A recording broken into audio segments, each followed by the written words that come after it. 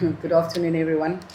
Look, it's not the place we want to be, but we've been given another opportunity, a very big opportunity to go on a very long journey. But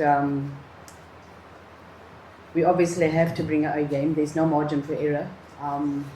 The disappointment of losing the previous game is going to probably drive us to get a positive result. It's not going to be an easy game. The two big guns of African football, not where we want to be. And it's one of us not going further ahead than to qualify for the World Cup. So it's a big game for us tomorrow. We know how big it is. The players know how big it is. I'm sure Nigeria know how big it is, but we just have to do what we have to do. We just have to execute our plans and make sure that we're victorious at the end of the day. Good day, everyone.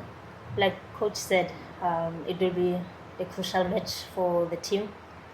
We came here with an objective to qualify for the World Cup, and we would have liked to qualify the first time, given the first opportunity, but things didn't go our way. But we keep our heads up high. We have another opportunity to do so. So our focus is on the next match and to try and give it our all, continue on this journey.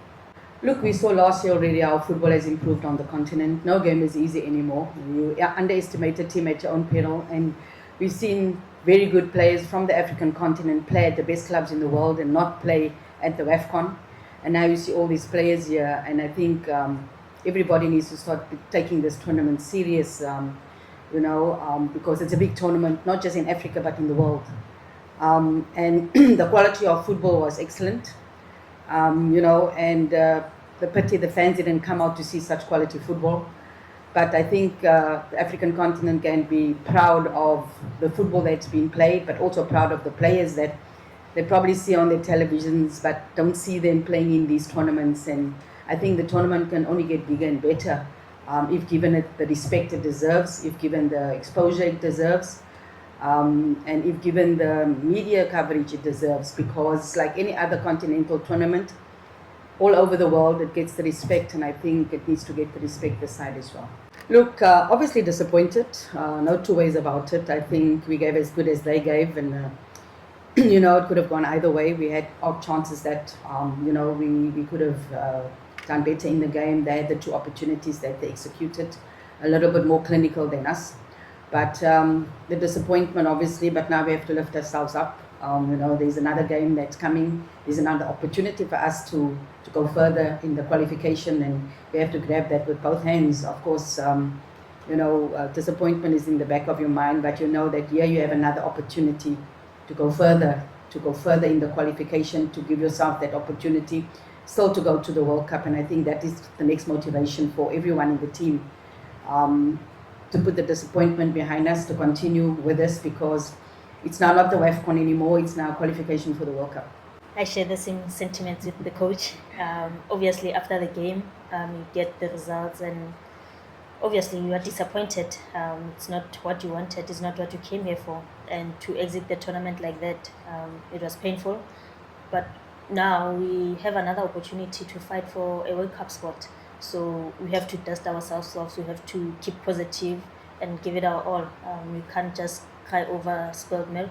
We just have to keep on going until we get there. I think,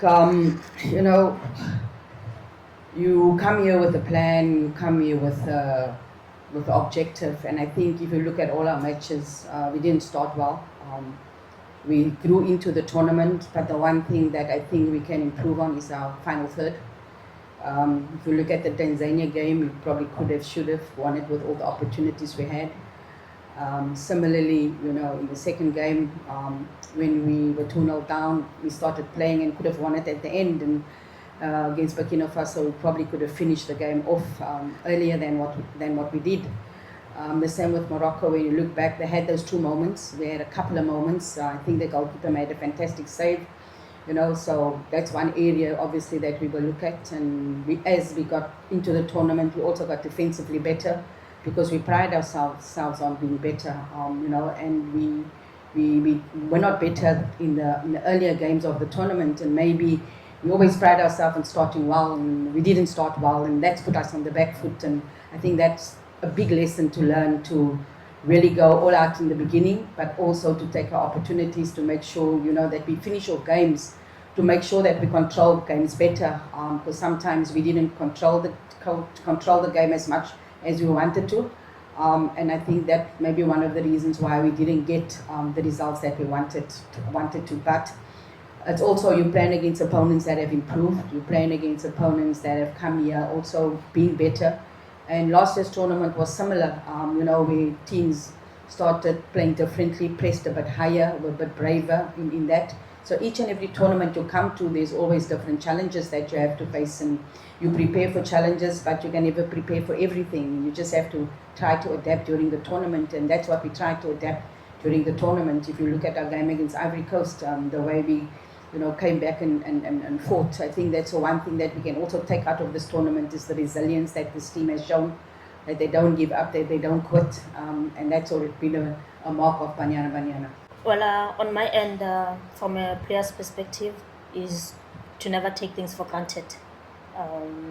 You come to such tournaments, you need to know that things are not going to give in to you on a silver platter. It doesn't matter who you are.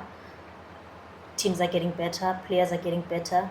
For us is to go back and see what is it that we are not doing okay, what is it that we were doing that made us win previously. So for us is to reflect and be honest with ourselves and get better from there. Look, I've said before, having done it in the past doesn't give you a divine right. I think the reputations mean nothing. It's stepping onto that field and doing the job on the field right now, executing our plan, making the distances between, creating the opportunities, being defensively sound. That is what it's going to take, because what happened previously is not going to count in this one. This is the do or die match, and we just have to be on top of our game. But you're right, used to say that mental block is not there. But it's two teams fighting for that one spot, so it's going to be a battle of wills, a battle of tactics, and who's the more hungrier, who takes their chances, who defends properly. It's going to take all of that for us to get over the line. Well, there'll always be that rivalry between the two teams. It goes way back over the years, and we have shown as a team that we are capable. We just have to believe, we just have to put in the work. And tomorrow's game, it's a do or die kind of match for us, for Nigeria.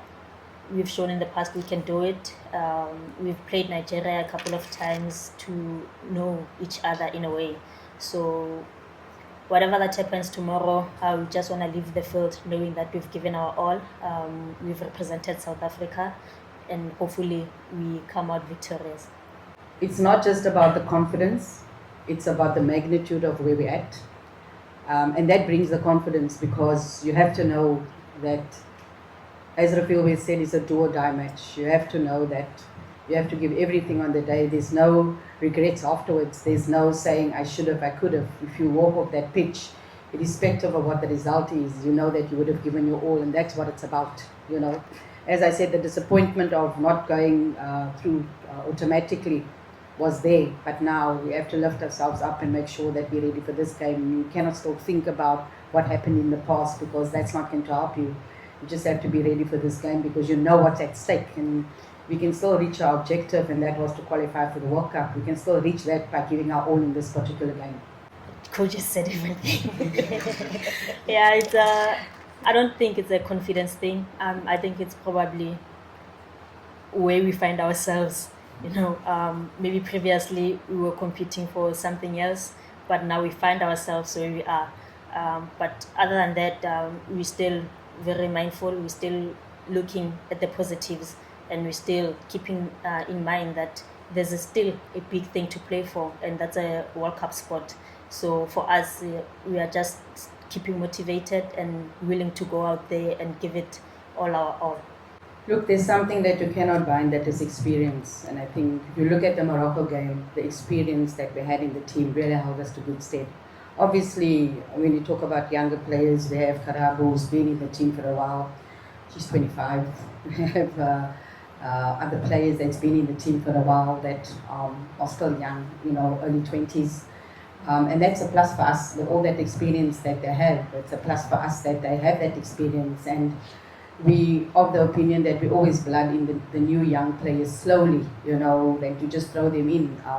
You throw them in, they have a bad game, the media turns the story around and says we should have protected them. So we've got to have that balance where we create opportunities for them in tournaments, we create opportunities for them in friendly matches to be able to, and sometimes you bring players with the experience. I remember Coach Hugo Bruns brought 2 young players with them. They never played. Chandra is now playing overseas, the same as Smith. And that's what we try to create as well, because we also look at the time when they're ready. You can't just throw someone in for the sake of throwing someone in. Isabella's 23 as well, Ronaldo's 21, Lonatemba's 24. So we do have young players in our squad that we are blooding slowly when the time is right. People always look at people's ages and think that's it. I think Noko played until the age of 39, and if I were to listen to people saying that, she's old, she must go, then where would we be now? We look at the experienced players that's in the team, they're still doing the job. And football is a matter of opinions, and the one day the team wins and everybody's doing a great job, and the next minute the team loses, then it's there's too many old players in the team, and I believe and I have faith in each and every player I select, otherwise she wouldn't be sitting next to me. And I think back home and everywhere else, I think, that people should respect that, first of all, these are human beings more than anything. Human beings, and we're not saying don't criticize, we're not saying because you are supporters, you are supporters, you support this team, and I don't think any individual goes onto the field to lose a match. You're playing against an opponent that has maybe been better than you on a day, and if you say that, you also said, but you also get told, but how did you play? And sometimes that happens when the opponent is better than you on the day, or the opponent takes their chances on the day. But I just think we need to be mindful of the fact that people are human beings, and I think that is the biggest regret for me, that mentally, because it could be you, it could be you, it could be your sister, it could be your brother. How would you react if those things were said about you? So we have to be mindful of the fact that this is human beings, and yes, as you said, you use the word old, I use the word experience. For me, it's never about the age, whether you're 18, whether you're 19, or whether you're 30-something. It's never about the age, because experience can only mean something if it adds value. And for me, these senior players still add value because they have the experience. And we've done that in the past, where we've integrated players slowly. Now they've become the experienced players. So we take time in giving those young players an opportunity, bring them here, because you can explain what the WAFCON is about. You can explain what the World Cup is about, but until you go there to experience it. And I go back to the Men's World Cup in 1994. Who was sitting on the floor? Not ready to play, but was sitting on the floor, was the great Ronaldo. And then what happened after that? You went and became the best player in the world. So we also have to be very careful how we integrate players. We have to be very careful when we bring them in, because you can break them before that, and then you get told that you just threw them at the wolves. I think I need to tell that to my teammates so that they can win. It's not easy to be at this point, to get to this point. Like previously we spoke about the 150 caps. I'll still say the same thing. It takes a lot out of you. It takes a lot of courage, discipline. It takes a lot of determination and the respect for the things that you do, the respect for people that you work with, and being humble also, Arrogance is not going to take you anywhere. Believing that you have arrived is not going to take you anywhere. Putting in the work is what matters. And I don't look at the stats and look at the numbers until someone brings it up. So I'm humbled to if I get to play tomorrow, to reach 155. I hope coach is listening. But then, but other than that, I'm really grateful and I'm very blessed to be where I am today. It's something that I don't take it lightly. It's not something that I take for granted. A lot of people would die to be sitting where I am. But for that, it's something that I don't take lightly. I just wanted to add to my previous answer. When the team isn't doing well, then there's a lot, and I don't want to sound arrogant in any way. Don't take it like that. When the team does well, then none of these things or these questions come up. The minute the team doesn't do well, then it's the players are too old, the coach is this one is this, that one is that. So we got to look at it both ways, and we got to be respectful. Yes, there's criticism, and you can take that criticism. And as I said, they're human beings, but we've got to look at each game on its merits, and we've got to give messages on each game on its merits, because if we were now playing the semi-finals today, what would people have said about the team? And I leave it there.